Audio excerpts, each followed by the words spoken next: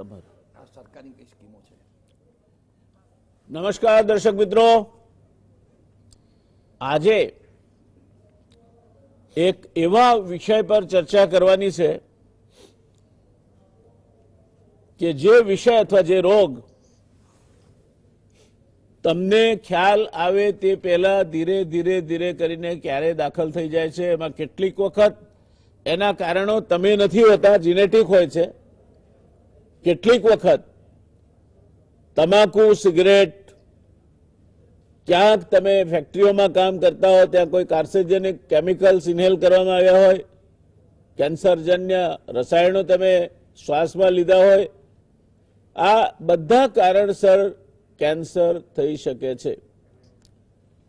એક જમાનો હતો જ્યારે એવું કહેવાતું કે કેન્સર એટલે કેન્સલ, કેન્સર થયું એટલે પછી હવે બસ દિવસો ગણવાના અને વાત પૂરી થઈ ગઈ. આજે પરિસ્થિતિ ઘણી જુદી છે. થેન્ક્સ ટુ ધી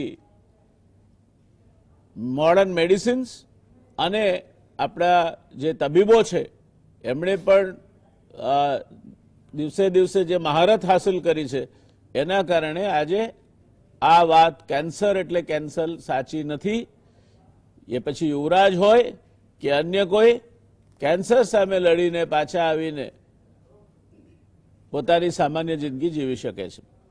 દોસ્તો, વિશ્વમાં દર 1 લાખની વસ્તીએ 70 થી 90 લોકોને કેન્સર થાય છે. વિશ્વમાં 70 લાખ લોકોના મૃત્યુ તમાકુને કારણે થાય છે. પુરુષોમાં થતા કેન્સરના 48 થી 50% કેન્સર અને સ્ત્રીઓમાં થતા 20 થી 25% કેન્સર તમાકુના લીધે થાય છે.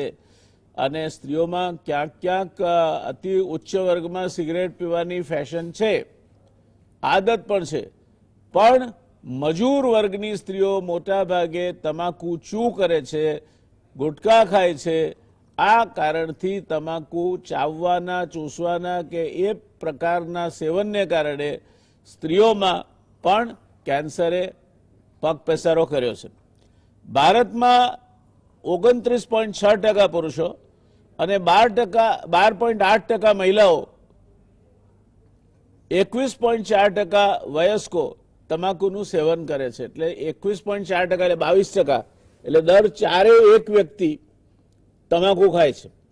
એ ક્યાં બીજી રીતે એનું સેવન કરે છે. કોઈ સિગરેટ પીતું હોય, કોઈ મસાલા ખાતું હોય, કોઈ ગુટકા ખાતું હોય, કોઈ અન્ય રીતે છીકડી કે અન્ય રીતે તમાકુનું સેવન કરતું હોય.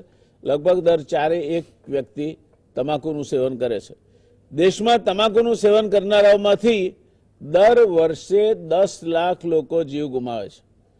એટલે આપણે હજુ કોવિડથી થતા મૃત્યુનો આંકડો 1 લાખે પાર નથી કર્યો અને હાહાકાર થાય છે. ત્યારે કેન્સર દર વર્ષે 10 લાખ લોકોને મોતના આઘોષમાં સુવાડી દે છે. ગુજરાતની વાત કરીએ તો WHO ના જણાવ્યા પ્રમાણે 2016-17માં ગુજરાતની 7.7% વસ્તી સ્મોકિંગ કરતી હતી. સ્મોકિંગ એટલે ધૂમ્રપાન કરતી હતી, જ્યારે રાજ્યમાં તમાકુ ખાનારાઓની સંખ્યા લગભગ 20% હતી. ગ્લોબલ એડલ્ટ સર્વે પ્રમાણે ગુજરાતમાં ધૂમ્રપાન કરનારની સંખ્યામાં 4%નો ઘટાડો થયો છે. Thanks to the campaigns and also જે તબીબોએ પોતે પણ આ રોગ સામે ધૂમ્રપાન અને એના જે જોખમો છે એની વાતો કરી, તેના કારણે એમાં ઘટાડો થયો છે. રાજ્યમાં ગુટખા ખાનારની સંખ્યા 12.8% છે, બીડી પીનારની સંખ્યા 6.4% છે. કેન્સરથી મૃત્યુના મામલે ગુજરાત ટોપ 10 એટલે પહેલા 10 રાજ્યોમાં આવે છે. રાજ્યમાં દર વર્ષે આશરે 50,000 લોકો મૃત્યુને ભેટે છે. ભારત તથા તેના જેવા વિકાસશીલ દેશોમાં WHO પ્રમાણે મુખ્યત્વે તમાકુ એ મોટાભાગના કેન્સર થવા માટેનું સૌથી વધુ જોખમી પરિબળ છે. જ્યારે તમાકુથી મોઢાના, જીભના, સ્વરપેટી, શ્વાસનળી, અન્નનળી, જઠર, સ્વાદુપિંડ, કિડની, બ્લડ કેન્સર વગેરે જેવા કેન્સર થઈ શકે છે. એટલે કેન્સર એ થવા માટેના અનેક કારણોમાંનું એક મુખ્ય કારણ એ તમાકુ છે, અને કોઈ પણ રીતે એનું સેવન કરો તે એનું મુખ્ય કારણ છે. તો દોસ્તો, આજે આપણી આ મુદ્દા પર તમાકુ કેન્સર સામે સારવાર અને સારવાર માટે રાજ્ય સરકારે દેશમાં સર્વોત્તમ કહી શકાય એવી જે સવલતો ઊભી કરી છે તે ગુજરાત કેન્સર રિસર્ચ સોસાયટી, એની મેડિકલ કોલેજ, એની હોસ્પિટલ, આ બધી સવલતો જેમના આધીન છે એવા કેન્સર હોસ્પિટલના ડિરેક્ટર ડોક્ટર શશાંકભાઈ પંડ્યા આપણી સાથે છે આજે. Doctor Rajendrabhai Dave cancer surgeon છે. સિનિયર કેન્સર સર્જનોમાં રાજેન્દ્રભાઈનું નામ આજે દેવાય છે. અને ગુજરાત કેન્સર રિસર્ચ સોસાયટીમાં પણ એની જે કેન્સરની હોસ્પિટલ છે એ સોસાયટીના ડેપ્યુટી ડિરેક્ટર તરીકે ઘણો લાંબો સમય સુધી એમણે પોતાની સર્જન તરીકેની સેવાઓ ત્યાં આપી છે. Doctor Pankajbhai Patel, doctor Pankajbhai Shah, doctor Pankajbhai શાહનું નામ દઈએ આપણે એટલે એક દિગ્ગજ ઓન્કોલોજિસ્ટ અને દેશના સિનિયર મોસ્ટ ઓન્કોલોજિસ્ટ તરીકે એક એવી વ્યક્તિ તમારી સામે આવે કે જેણે કેન્સર માટે ઘણું બધું કામ કર્યું છે. તમાકુ સામેનો જંગ અને તમાકુ સામે કેન્સરમાંથી લોકોને કેમ બચાવવા એ ડોક્ટર પંકજભાઈ માટે એમના હૃદયથી સૌથી નજીકમાં નજીકનો વિષય છે. ખૂબ કામ કર્યું છે એમણે અને આજે પણ આ ઉંમરે પણ દેશના સિનિયર મોસ્ટ ઓન્કોલોજિસ્ટ તરીકે, કેન્સર તજજ્ઞ ડોક્ટર તરીકે પંકજભાઈ કામ કરે છે. સદવિચાર સોસાયટીની પ્રવૃત્તિમાં પણ પંકજભાઈ અગ્રસર છે. એટલે ફિલાન્થ્રોપિક એક્ટિવિટી કહેવાય તેવી પ્રવૃત્તિઓ પંકજભાઈને વધારે ફાવે છે.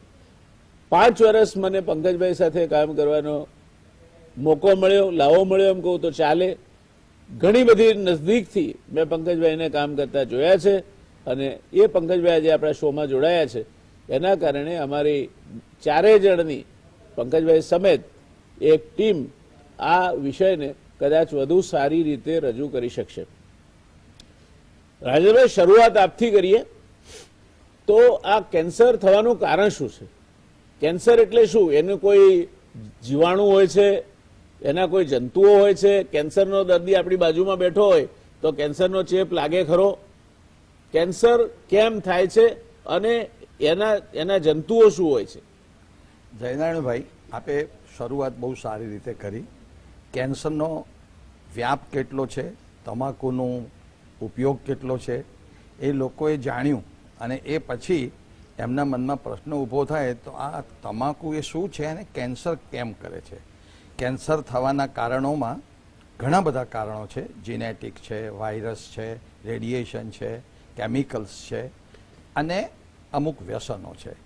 એમાં આજે આપણે જે ચર્ચામાં લીધું છે તમાકુ, WHO એવું કહે છે કે એકમાત્ર ખૂબ જ અગત્યનું અને પ્રિવેન્ટેબલ ફેક્ટર હોય કેન્સર પ્રોડક્શનમાં અને ડેથમાં તો તે તમાકુ છે. આજે આ તમાકુ વિશે થોડું જાણી, એના ઉપયોગથી થતો નુકસાન જાણી અને આપણે એનાથી દૂર રહેવાની પ્રતિજ્ઞા લઈએ એવી મારી એક હાર્દિક ઈચ્છા છે. બાકી સરકાર, સંસ્થાઓ, NGO કામ તો ખૂબ કરે છે લોકો તમાકુ ન ખાય એટલા માટે, પણ કોઈ પણ કારણસર માણસ લાચાર બને છે અને આ કુટેવનો ભોગ બને છે. સૌથી પહેલાં જણાવું તો તમાકુ એક ખેતીની પેદાશ છે અને ખૂબ નફો કરતી હોવાથી ખેડૂતોએ તેને કેશ ક્રોપ તરીકે વધારે વાવવાનું શરૂ કર્યું. એના પાંદડામાંથી મેઇન વસ્તુ જે તમાકુ વપરાશમાં આવે છે બને છે. થર્ડ મૂળનું કોઈ કામ નથી. સૌથી પહેલાં આ વનસ્પતિ યુરોપમાં આવી, પછી અમેરિકામાં આવી અને જ્યારે પોર્ચુગીઝ લોકો આપણે ઇન્ડિયા આવ્યા ત્યારે એ પ્લાન્ટ અહીંયા લેતા આવ્યા અને એની ખેતી ઇન્ડિયામાં શરૂ થઈ. આજની તારીખમાં ઇન્ડિયામાં સૌથી વધારે જ્યાં તમાકુ વવાતું હોય તો તે આંધ્રપ્રદેશ, તામિલનાડુ, બિહાર અને ગુજરાત છે.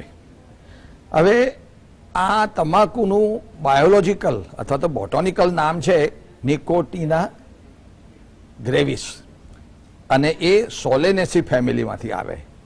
હવે એની અંદર એનું કોઈ ફળ, એનું કોઈ થડ મૂળ કામના નથી, પણ પાંદડાને સૂકવી અને આ લોકો ઉપયોગી તમાકુ બનાવે છે.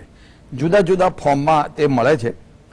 તમાકુની ખાલી ભૂકી મળે છે, જેને કોઈ લોકો 130, 135 એવા નંબર આપે છે.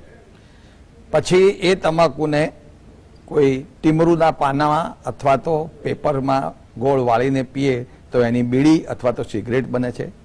તો ઘણા લોકો એની પેસ્ટ બનાવી દાંત ઉપર ઘસે છે, ઘણા લોકો ભૂકો બનાવી નાકથી સૂંઘે છે છીંકણીના સ્વરૂપે, અને ઘણા લોકો એનું નિકોટીન પેચ અથવા નિકોટીન સ્વરૂપે સોલ્યુશન તરીકે લે છે. ઘણા જૂના સમયની અંદર રાજા મહારાજા અને અમીર લોકો હુક્કા, ચલમ, સિગરેટ અને સિગાર આવું પીતા હતા. તેનાથી પણ શરીરમાં તમાકુ જતું હતું. હવે આ તમાકુ જ્યારે શરીરમાં જાય છે ત્યારે એની અંદર 4000 જેટલા કેમિકલ હોય છે, જેમાંથી 200 કેન્સર પેદા કરવાની અને માણસને મારી નાખવાની શક્તિ ધરાવે છે.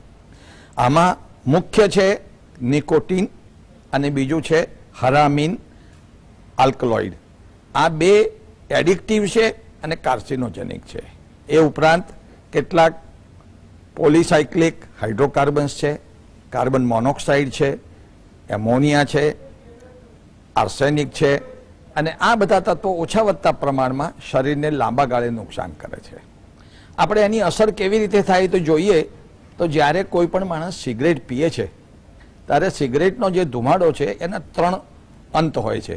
કાં તો થોડો એના ફેફસામાં જાય, થોડો એ બહાર ફૂંકી દે અને થોડો બ્લડની અંદર એન્ટર થાય.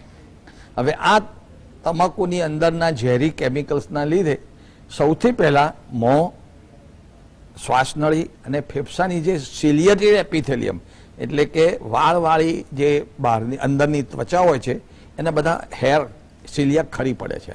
પરિણામે તે મ્યુકસ મેમ્બ્રેન એટલે કે અંદરની ત્વચા બહુ જ સેન્સિટિવ થાય છે અને આ માણસ બહુ તીખું નથી ખાઈ શકતો, બહુ ગરમ નથી ખાઈ શકતો, એને વારે વારે રેસ્પિરેટરી સિસ્ટમના ઇન્ફેક્શન, શરદી એવું થઈ જાય છે અને પછી એ ચામડી મર્યા જેવી થઈ જવાથી આ બધું થોડું ઓછું થઈ જાય છે.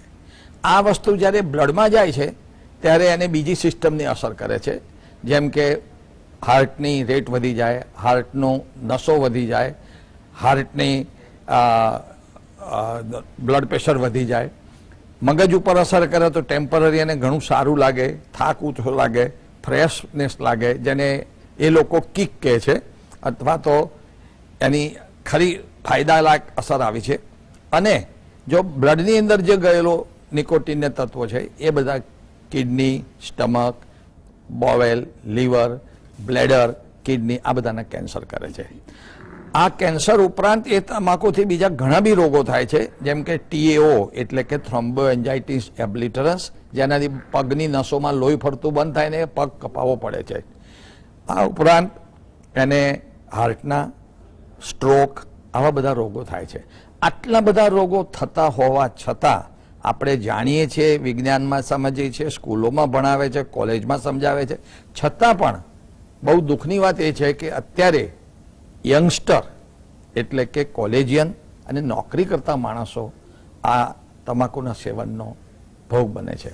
પરિણામે એમને જે પ્રમાણે જયનારાયણભાઈએ કહ્યું એ પ્રમાણે એમને ડેથ રેટ વધી જાય છે, રોગ થવાનું પ્રમાણ વધી જાય છે, અને જે સામાન્ય રોગ છે મોંનું કેન્સર, જડબાનું કેન્સર, જીભનું કેન્સર, મેક્ઝિલાનું સાઇનસનું કેન્સર, જડબાનું કેન્સર, પ્લસ ઇસોફેગસનું કેન્સર, ફેફસાનું કેન્સર, આ બધા કેન્સરો કોઈને કોઈ સ્વરૂપે એમના શરીરમાં દાખલ થાય છે.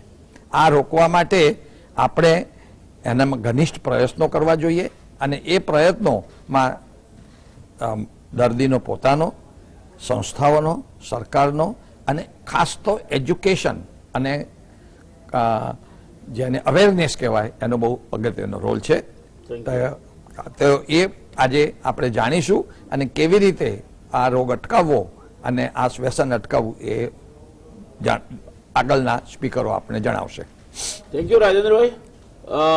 પંકજભાઈ, આપની પાસે આવવા માંગીશ. આપણે 2007 થી 2012 સુધી સાથે કામ કર્યું.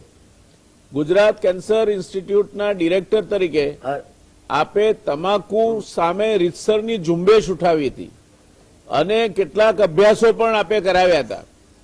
તો આ અભ્યાસના તારણો ઉપરથી આપ શ્રોતા દર્શક મિત્રોને આ તમાકુ કઈ રીતે બરબાદ કરે છે અને તમાકુ કેમ નહીં ખાવી જોઈએ અથવા કોઈ પણ ફોર્મમાં કોઈ પણ જાતે તમાકુનું વ્યસન નહીં રાખવું જોઈએ એ બાબતમાં આપ શું સલાહ આપશો?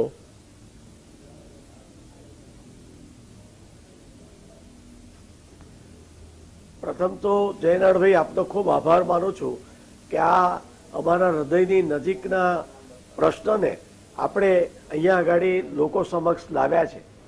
થોડીક તમે 2008થી 12ની વાત કરી એટલે થોડાક ચિત્રો હું દર્શક મિત્રોને બતાવવા માંગુ છું.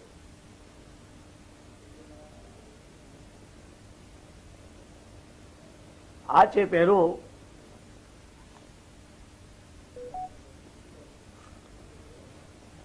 મારું ઘર તમાકુ મુક્ત. આપને યાદ હશે કે તમાકુ દિવસના એમાં આપણે આ એક ઝુંબેશ ચલાવી હતી કે જો ઘરમાં જ તમાકુ નહીં હોય તો ક્યાંથી આવવાનું છે, ગામમાં નહીં આવે ને એમાં પણ નહીં આવે.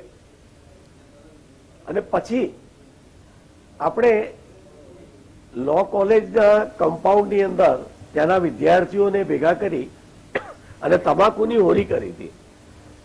તમાકુની હોળીની વાત આવે ત્યારે મને ગુજરાત સમાચાર કાયમ યાદ આવે છે કે કેન્સર હોસ્પિટલની અંદર આવતા દરેક વ્યક્તિ પાસેથી અમે તમાકુની પ્રોડક્ટો જપ્ત કરતા હતા અને દર વર્ષે લગભગ મોટી હોળી તમાકુની કરતા હતા. પછીથી તો અમે અમારા આ વાર્ષિક એ થઈ ગયેલું અને એના ભાગરૂપે જ આ ગુજરાત લો સોસાયટીની અંદર અમે આ કર્યું. આપ અહીંયા આગળ આજ આપણી હાજરીમાં આ પ્રોગ્રામ કર્યો હતો જનજાગૃતિમાં. રાજેન્દ્ર પણ હાજર છે, અમારા પ્રશાંત કિનારીવાલા પણ છે અને એટલા સરસ મજાના ચિત્રો વિદ્યાર્થીઓ દોર્યા હતા. અને એની અંદર તો એક ચિત્રની અંદર bridge in the river crime એટલે વચ્ચે બ્રિજ હોય વચ્ચે એને તૂટી જાય છે એટલે એ માણસ અડધેથી એની જિંદગી આખી જીવી ન શકતો, અડધેથી પડી જાય છે એવું સરસ મજાનું ચિત્રણ વિદ્યાર્થીઓએ કર્યું હતું. મિત્રો,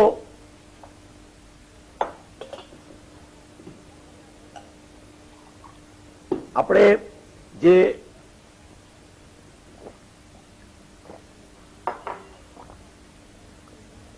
તમાકુ માટે જે પ્રયત્નો કેન્સર સોસાયટી અને કેન્સર ઇન્સ્ટિટ્યૂટ સાથે મળી અને અમે જે કર્યા તેનો એક વિભાગની અંદર સમાજના નીચેના માણસ સુધી અમે પહોંચવાનો પ્રયત્ન કર્યો. અને મને ખૂબ આનંદ છે કે માનનીય જયનારાયણભાઈ જ્યારે પહેલા જ આ તમાકુ અંગેની વાત કરી ત્યારે મને એમને કહ્યું કે આપણે આપણા ગુજરાતી લેખકોને, જે લોકો કટાર લેખક લખે છે અને કટારની અંદર જો આ વિષય વધારે ને વધારે લખશે તો આપણે બહુ જ લોકો સુધી પહોંચી શકીશું. અને ગુજરાતના મીડિયાના પત્રકારો નહીં પણ કટાર લેખકોનું એક સંમેલન જયનારાયણભાઈ સાથે અમે કર્યું. આ ઉપરાંત કેટલાય પ્રસંગો એવા છે કે સમાજની અંદર બનતા જેમ હોળી છે તેવી રીતે રક્ષાબંધન છે.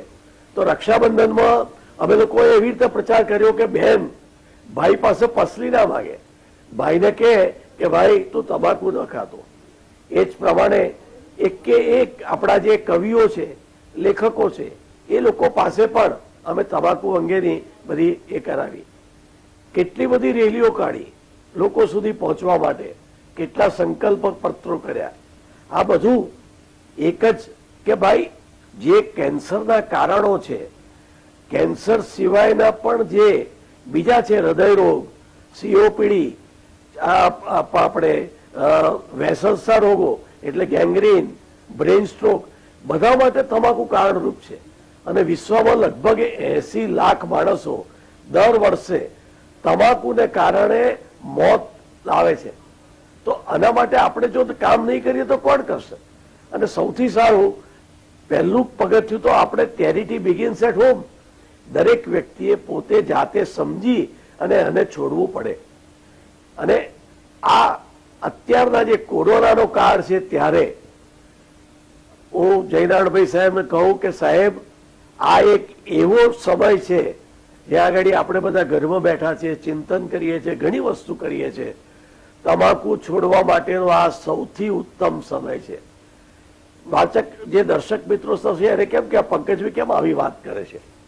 તમે બધા જ લોકો જાણે છે કે કોરોના શું કરે છે. કોરોના ફેફસાને ખલાસ કરી કાઢે છે. હમણાં રાજકોટના જે ઓટોપ્સીમાં રિપોર્ટ હતો કે અંદર ફેફસા પથ્થર જેવા થઈ જાય છે. બીજા રિપોર્ટ છે કે અંદરની જે વેસલ્સ છે તેની અંદર લોહી ક્લોટ થઈ જાય છે. આ બધી જ વસ્તુઓ તમાકુ ધીમી રીતે આપણા શરીરમાં કરે છે. ફેફસાને નાશ કરે છે, ફેફસામાં કેન્સર કરે છે, સાથે સાથે આપણા શરીરની નાની મોટી જેટલી બી બ્લડ વેસલ્સ છે તેને પણ ઓબ્સ્ટ્રક્ટ કરે છે. એટલે આ કોરોનાની અંદર પણ 14 ગણું વધારે કોરોના ઇન્ફેક્શન થવાના ચાન્સીસ સ્મોકિંગને કારણે અને તમાકુને કારણે છે. ઘણા લોકો મેં અત્યારના જયારે આ બાબતમાં આપણે ચર્ચા કરવાની હતી ત્યારે મેં જોયું કે આ બાબત ઉપર વધારે લક્ષ્ય આપવાની જરૂર છે. આપણે કહ્યું કે ભાઈ અત્યારે તો લાખ પણ આપણા માણસ ગુજરાતમાં આપણા ભારતમાં નથી મર્યા, પણ એનાથી વધારે તમાકુથી મરે છે. પણ હવે જો આગળથી આપણે બચાવવું હોય તો આ એક પ્રસંગને ઈશ્વરે આપણને એક તક આપી છે કોરોનાની, કે આ કોરોનાના નામે પણ આપણે જો વ્યસન મુક્ત થઈએ, તમાકુ મુક્ત થઈએ તો બહુ જ મોટી વાત થશે. આપણા જે શિક્ષકો છે, આપણા જે લેખકો છે, આપણા જે ડાક્ટરો છે, આપણી જે નર્સો છે, આપણા જે ફાર્માસિસ્ટ છે, આપણા દવાની દુકાનવાળા છે, દરેક જણા એક રોજે રોજ એક વ્યક્તિને કહે કે ભાઈ તમાકુ છોડો. આ એક શક્ય વસ્તુ છે. આપણા બધા મેડિકલ સ્ટુડન્ટો હવે તો ગામે ડિસ્ટ્રિક્ટે મેડિકલ કોલેજ છે, તો પહેલા વર્ષથી જ એ લોકોને હવે દર્દીના સંપર્કમાં આવવાનું છે. તો દર્દીને અને દર્દીના સગાઓને કે, આપણે નર્સિંગ સ્ટુડન્ટની બહેનો કે, આપણા રેસિડેન્ટ ડાક્ટરો કે, આપણા દરેક ડાક્ટરો કે, તો આ પ્રમાણે ધીમે ધીમે તમાકુ પર કંટ્રોલ આપણે લાવી શકીશું. પણ સાથે રોજ અત્યારે છેલ્લા તો 2.5 મહિનાથી આપણે ડ્રગ્સ ને વગેરે જોઈએ છે, તે જ પ્રમાણે ઇલેક્ટ્રોનિક અને વેપર યંગ માણસોમાં ખૂબ ઘૂસી રહ્યું છે. અને તે પણ તમાકુ જેટલું જ ઝેરી છે સાહેબ. હું બધાને વિનંતી કરું છું કે તમાકુ છોડો.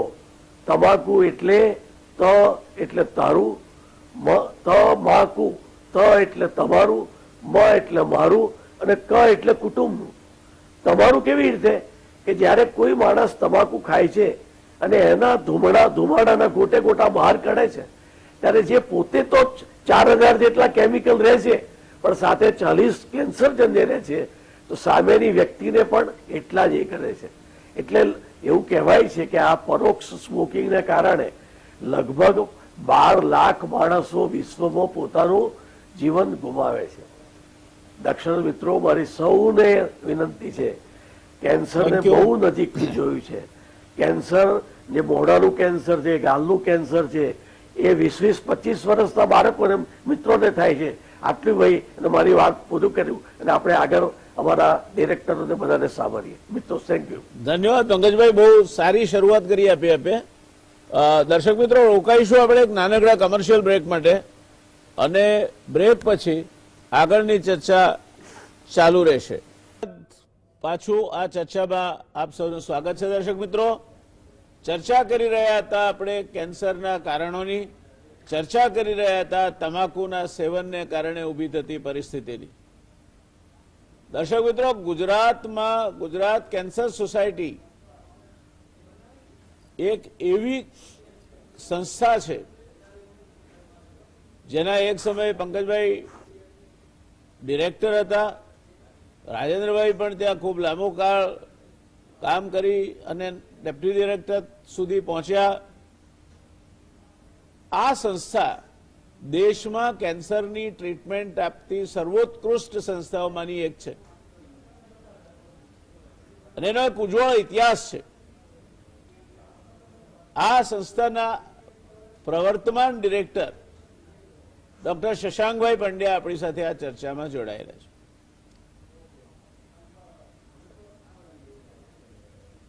GCRI જેને આપણે કેન્સર હોસ્પિટલ કહીએ છીએ તળપદી ભાષામાં, વર્ષે 20 થી 22,000 નવા કેસ આવે છે. જૂના કેસ સાથે લઈએ તો 1 લાખથી વધારે કેસ કેન્સરના આ ઇન્સ્ટિટ્યૂટમાં આવે છે. રોજના 1500 જેટલા કેસ આવે છે, જેમાં 150 જેટલા નવા કેસ હોય, અને 10 કલાક આપણે ગણીએ તો 150 કેસ દર કલાકે નવા આ સંસ્થામાં નવા ને જૂના બે થઈને આવે, અને એને તમે 60 ભાગો એટલે લગભગ 3.5 કેસ દર મિનિટ એ કેન્સરની આપણી હોસ્પિટલમાં આવે. લગભગ 3 થી 4 કેસ દર મિનિટે, દર 15 સેકન્ડે એક નવો કેસ આ કેન્સર કોલેજ અથવા કેન્સર ઇન્સ્ટિટ્યૂટ અથવા કેન્સરની હોસ્પિટલમાં આવે છે. કેન્સરની ટ્રીટમેન્ટ એ બે વસ્તુ માગી લે છે. એક તો એની જાણકારી માગી લે છે, દર્દી પ્રત્યે અનુકંપા માગી લે છે, અને એ ટ્રીટમેન્ટ માટેની અદ્યતન વ્યવસ્થાઓ માગી લે છે. ત્યારે શશાંકભાઈને આપણે પૂછીશું કે આપના ત્યાં જે દર્દીઓ આવે છે એને કયા પ્રકારની સવલતો મળે છે, કેન્સર ડિટેક્ટ થાય, દેખાય તો આપ કઈ રીતે દર્દીને એની જાણ કરો છો, અને ત્યાર પછી એને જે લેવાની હોય ટ્રીટમેન્ટ તે માટે કેટલો ખર્ચો કરવો પડે અથવા કેટલો ખર્ચો સરકાર કરે છે, એ વિશે આપ વિસ્તૃત માહિતી આપો તો દર્શક મિત્રોને એનાથી ઉપયોગિતા એની દેખાશે. વ્યાસ સાહેબનો પ્રશ્ન બહુ સરસ છે. અમારા રોગનું નામ સાંભળતા જ બલબલા દર્દીઓ, 56ની છાતીવાળા દર્દી કે તેના સગાઓ ટેન્શનમાં આવી જાય છે. જે કોઈ કેન્સર હોસ્પિટલના પગથિયા ચડે છે અને કેન્સરનું નામ સાંભળતા જ તેઓ ટેન્શનમાં આવી જાય છે. જ્યારે કોઈ પણ દર્દી અમારા હોસ્પિટલ ખાતે આવે છે અને તેઓની તપાસ કરવામાં આવે છે તો તેનું પહેલું પગથિયું એ હોય છે કે તેનું નિદાન. એકવાર કેન્સરનું નિદાન થાય પછી તેની તપાસ કરીએ છીએ અને તેનું અમે સ્ટેજિંગ વર્કઅપ કરીએ છીએ કે જેથી કરીને તે દર્દીને કયા સ્ટેજનું કેન્સર છે તે નક્કી કરવામાં આવે છે અને સ્ટેજ પ્રમાણે તેની સારવાર નક્કી કરવામાં આવે છે. જે દિવસે દર્દીનો નવો કેસ નીકળે છે તે જ દિવસે ઘણા વર્ષોથી પંકજભાઈ સાહેબ હતા ડાયરેક્ટર ત્યારથી, અને એના પહેલાંથી પણ એ સિસ્ટમ છે કે જે કોઈ નવો કેસ કઢાવે તેને ત્યાં જ કેસ કઢાવતી વખતે વિન્ડો પર માહિતી આપવામાં આવે છે કે અમારે ત્યાં સરકાર દ્વારા ચાલતી આટલી યોજનાઓ છે, દરેક યોજનાનો લાભ દરેક દર્દીને મળી શકતો હોય છે.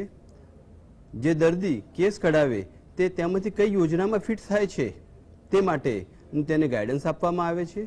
પહેલીવાર જ્યારે દર્દી આવે ત્યારે તેની પાસે પૂરા ડોક્યુમેન્ટ ન હોય તો ત્યાં બેઠેલ અમારા કર્મચારી તેઓને સમજાવે છે અને કહે છે કે આટલા ડોક્યુમેન્ટ્સ તમે લઈ આવો તો તમારું આ સ્કીમ હેઠળ સારવાર તદ્દન ફ્રી થઈ શકે છે.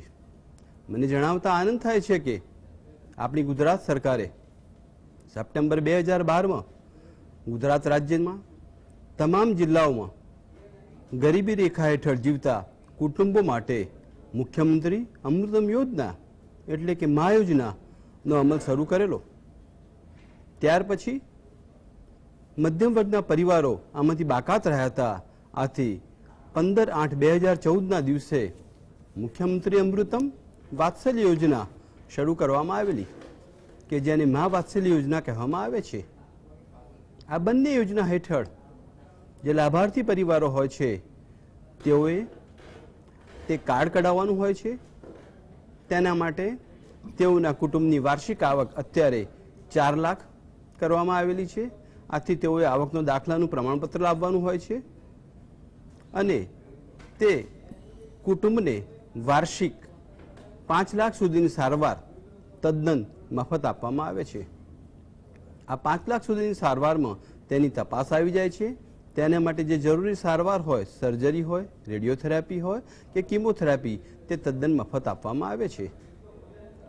આના લાભાર્થીઓને એના ડોક્યુમેન્ટ્સ કયા કયા જોઈએ તો તે હું આપને જણાવું તો આવકનો દાખલો લાવવાનો હોય છે, આધાર કાર્ડ, ઇલેક્શન કાર્ડની ઓરિજિનલ કોપી લાવવાની હોય છે અને તેઓ તેમના સેન્ટરમાંથી જ્યાં રહેતા હોય ત્યાંથી પણ કઢાવી શકે છે.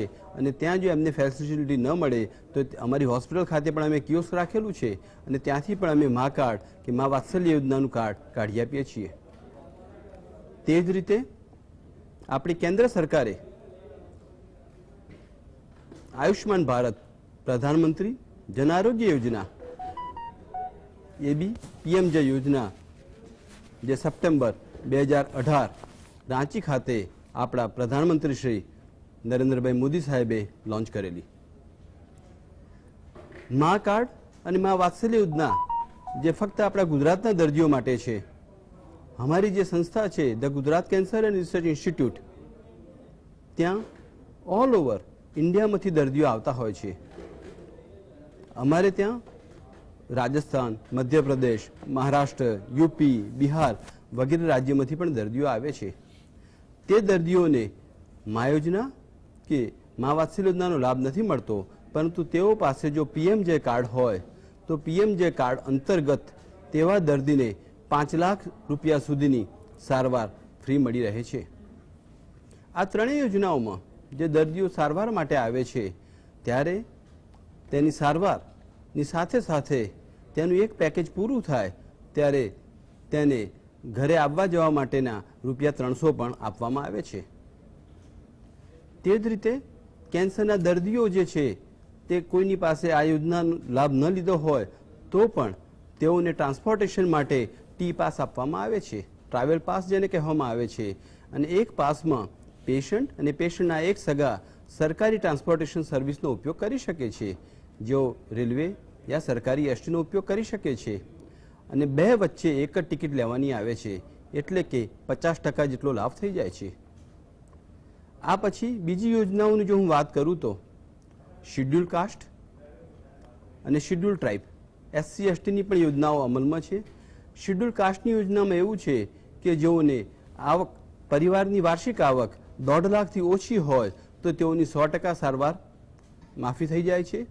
અને જે પરિવારની આવક 1.5 લાખથી વધુ હોય અને શિડ્યુલ કાસ્ટના દર્દી હોય તો તેઓનો ચાર્જ 50% થઈ જાય છે.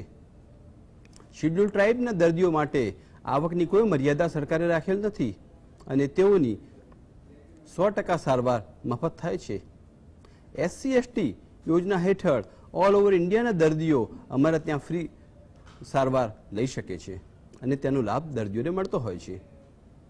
તેનાથી આગળ જોઈએ તો સ્કૂલ હેલ્થ પ્રોગ્રામ, એ પણ આપણી ગુજરાત સરકારની સરસ યોજના છે. 0 થી 18 વર્ષ સુધીના બાળકો તેમાં લાભ લે છે અને તેમાં સ્કૂલ હેલ્થ અંતર્ગત બધી જ સારવાર મફત આપવામાં આવે છે. તેનાથી આગળ જઈએ તો LIG નામની સ્કીમ છે, લો ઇન્કમ ગ્રુપ, કે જે દર્દીઓની સારવાર માટે કે તેમના પેકેજીસ મા યોજના, મા વાત્સલ્ય યોજના કે પીએમજેમાં નથી અને તેઓની વાર્ષિક આવક 2 લાખથી ઓછી હોય તો તેઓ LIG અંતર્ગત તેમનું કેસનું રજીસ્ટ્રેશન કરાવે છે અને તેઓની જે સારવાર હોય તેમાં 50% માફી મળે છે. તે જ રીતે જે કેદી પેશન્ટ હોય તેઓની સારવાર ફ્રી થાય છે. ESS વાળા દર્દીઓની સારવાર વીમા યોજના હેઠળ ફ્રી થાય છે. તે જ રીતે રાષ્ટ્રીય આરોગ્ય નિધિ હેઠળ પણ જે દર્દીઓ BPL કેટેગરીના છે તેઓની 2 લાખ સુધીની સારવાર ફ્રી કરવામાં આવે છે. આ અંગેની માહિતી જ્યારે દર્દી અમારા ત્યાં આવે છે, પહેલા દિવસે કેસ કઢાવે છે ત્યારે કેસ કાઉન્ટરમાં તેઓને આપવામાં આવે છે. તે જ રીતે આઉટડોર વિભાગમાં એના હોર્ડિંગ પણ રાખેલા છે અને જ્યારે પણ જે દર્દીનો નવો કેસ ઇસ્યુ કરવામાં આવે છે, કેસ ફાઇલમાં જ જે જુદી જુદી યોજનાઓ છે તે અંગેની માહિતીને કાગળ પણ તેમાં એટેચ કરવામાં આવે છે કે જેથી કરીને દરેક દર્દી તેનો લાભ લઈ શકે. બીજી એક યોજના એવી છે કે જે સરકારી નથી, ઇન્ડિયન કેન્સર સોસાયટી ICS, તે પણ બહુ સારી યોજના છે.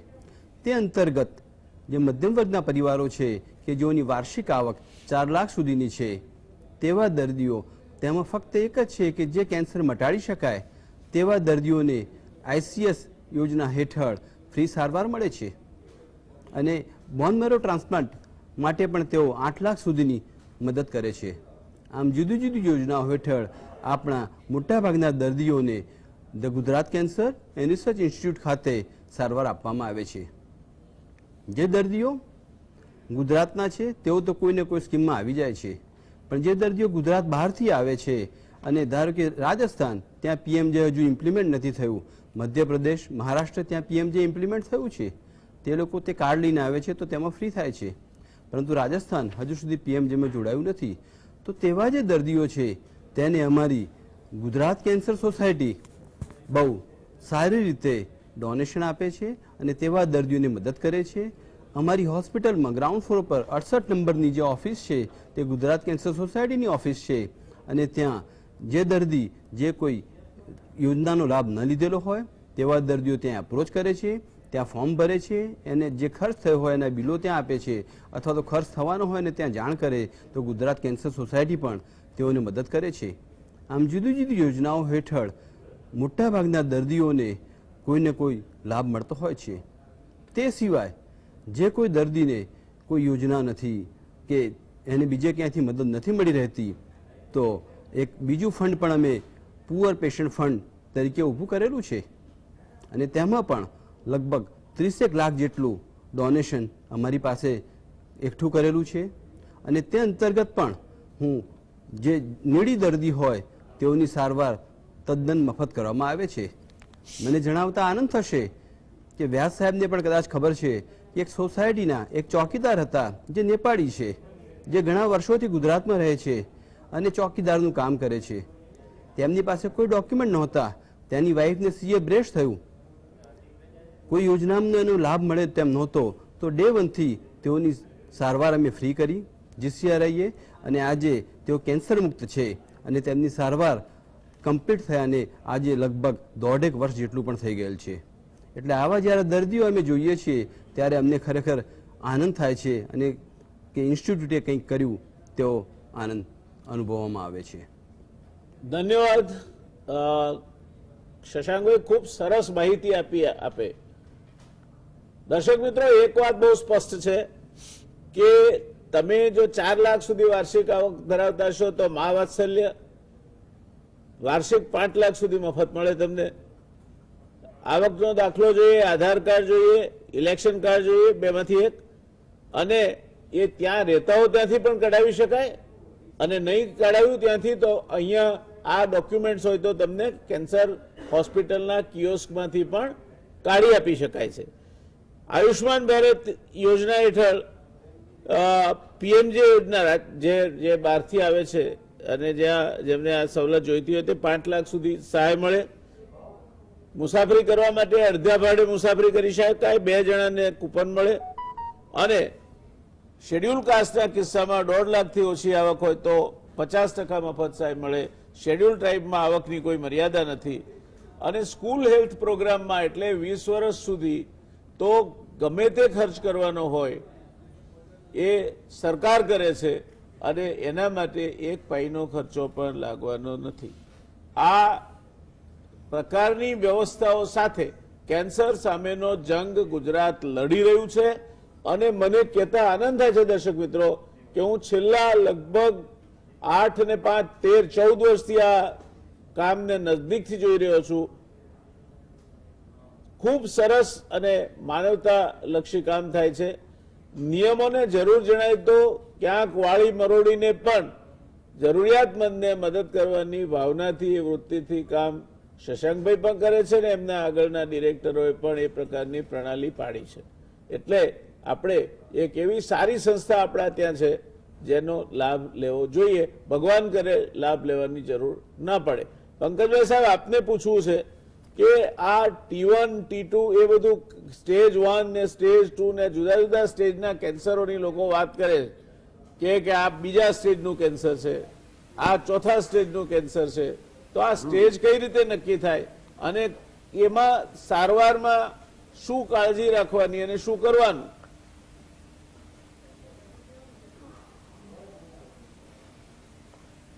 પહેલું તો જયનારાયણભાઈ આપણે બધાને એ કહી દઈએ કે કેન્સર એક રોગ નથી, લગભગ 150 જેટલા જુદા જુદા રોગ છે, 150 જેટલા જુદા જુદા રોગ.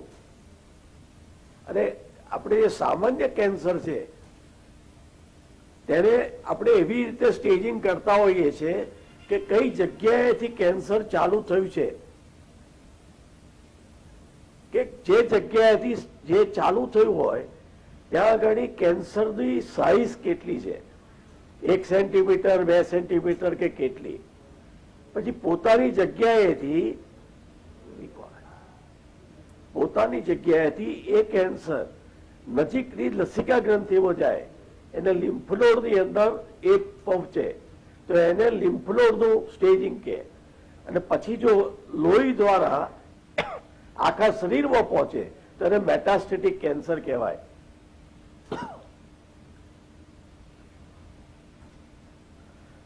તો આના માટે મારે એટલું જ કહેવાનું કે દરેકે દરેક જે કેન્સર છે જો પોતાની જગ્યાએ જ હોય તો એ વહેલા સ્ટેજનું કેન્સર, પોતાની જગ્યાએથી એની નજીકની લિમ્ફ ગ્લેન્ડમાં ગયું હોય તો એ બીજા સ્ટેજનું કહેવાય, અને જો ત્યાંથી આખા લોહીમાં પ્રસરી અને શરીરમાં ગયું હોય તો લગભગ ચોથા સ્ટેજનું ગણાય. પણ કેટલાક કેન્સર પોતાની જગ્યાએ પણ ખૂબ મોટા થઈ જતા હોય છે, તેને લોકલી એડવાન્સ કેન્સર કહેવાય. અને કેટલાક મેટાસ્ટેસિસ થાય ત્યારે જ ખબર પડે છે. પ્રોસ્ટેટનું કેન્સર છે પોતાની જગ્યાએ જ હોય પણ જ્યારે માણસના હાડકામાં જાય ત્યારે જ ખબર પડે છે. આમ જે આપણા જુદા જુદા કેન્સરો છે એનું જુદું જુદું સ્ટેજિંગ, એ કયા પ્રકારનું કેન્સર છે, કેટલી એની સાઇઝ છે, નોડ્સમાં ગયું છે કે નહીં વગેરે દ્વારા ખબર પડતી હોય છે. અને એના માટે જુદા જુદા આપણે ટેસ્ટ કરતા હોઈએ છીએ.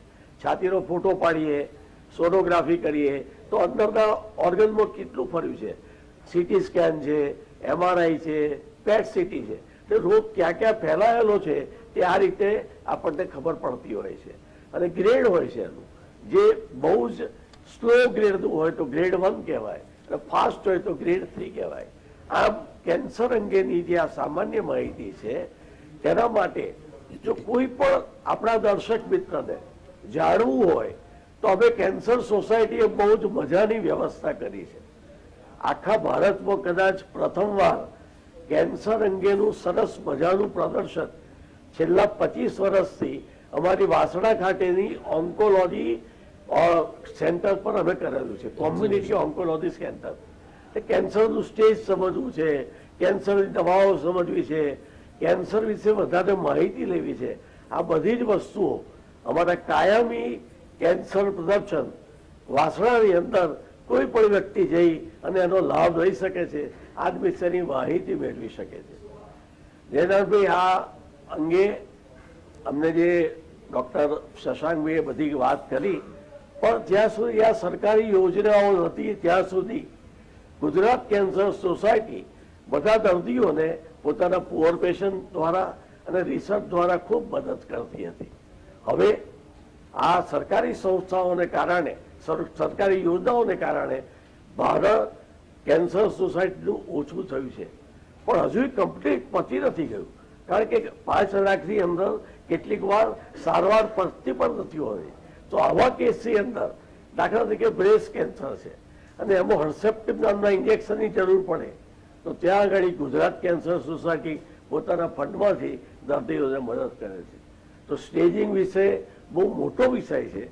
જાણવાનું 3 વસ્તુ જાણવાની બહુ જરૂર છે. ક્યાંથી કેન્સર શરૂ થઈ છે, એની સાઇઝ કેટલી છે, ગાંઠોમાં ગયું છે કે નહીં, અને શરીરમાં લોહી દ્વારા ફેલાઈ ગયું છે કે નહીં, અને એના પ્રમાણે એનું સ્ટેજિંગ થતું હોય છે, એના પ્રમાણે એની ટ્રીટમેન્ટ થાય છે. એક જ જગ્યાએ હોય તો ઓપરેશન કે શેક થાય, ફેલાયેલું હોય તો દવા આપવી પડે. લોહીનું કેન્સરમાં પહેલેથી દવાની જરૂર પડે છે.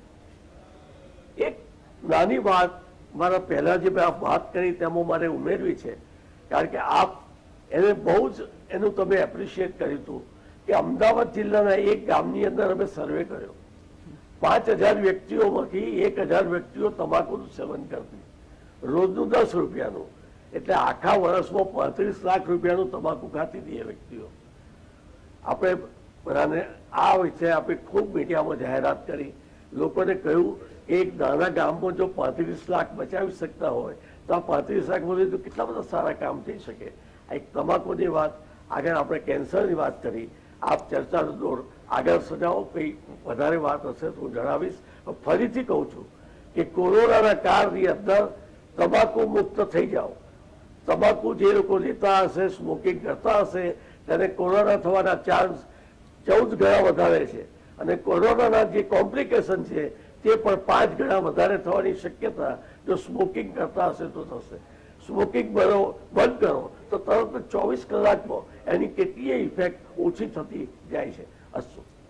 ધન્યવાદ પંકજભાઈ, ખૂબ સારી વાત કહી આપે. દર્શક મિત્રો, ભાઈ આગળ દોર ચલાવો. દર્શક મિત્રો, આ એક ગામડાનો અભ્યાસ કર્યો હતો. એના 5000 માણસોની વસ્તીવાળા 35 લાખ રૂપિયા વર્ષે તમાકુ પાછળ ખર્ચતા હતા અને કુલ સરકાર પાસેથી વિકાસ માટેની એને ગ્રાન્ટ મળતી હતી એ 15 કે 18 લાખ હતી. તો સરકારની પાસેથી ગામના કામ માટે 18 લાખ મળે અને ગામ પોતે ધુમાડા ઉડાડી દે 35 લાખનું. આ આપણી વ્યવસ્થાને આપણે શું કેવું? આપણા ત્યાં એક કેબિનેટ મિનિસ્ટર હતા રોડ્સ અને બિલ્ડિંગ વિભાગના, એનું નામ હતું ગોરધનભાઈ શંભુભાઈ પટેલ. ગોરધનભાઈ શંભુભાઈએ જીવ્યા ત્યાં સુધી એમના ગામમાં પાનનો ગલ્લો કે તમાકુ કે ગુટકાની દુકાન થવા દીધી નહોતી. આ એક વ્યક્તિ અથવા એક નેતા શું કરી શકે એનું ઉદાહરણ છે. ગામડે ગામડે જો ગોરધનભાઈ પાકે તો આ પ્રકારમાં ઘણો ફાયદો થાય. રાજેન્દ્રભાઈ, સમયની મર્યાદા આપણને પકડતી જાય છે, પણ મારે જાણવું છે કે આ કેન્સર પહેલું બીજું ત્રીજું સ્ટેજ ને બધી વાત આપણે કરી. કયા કેન્સર એવા છે કે જેનો ઉપાય સરળતાથી ઓપરેશનથી થઈ શકે છે?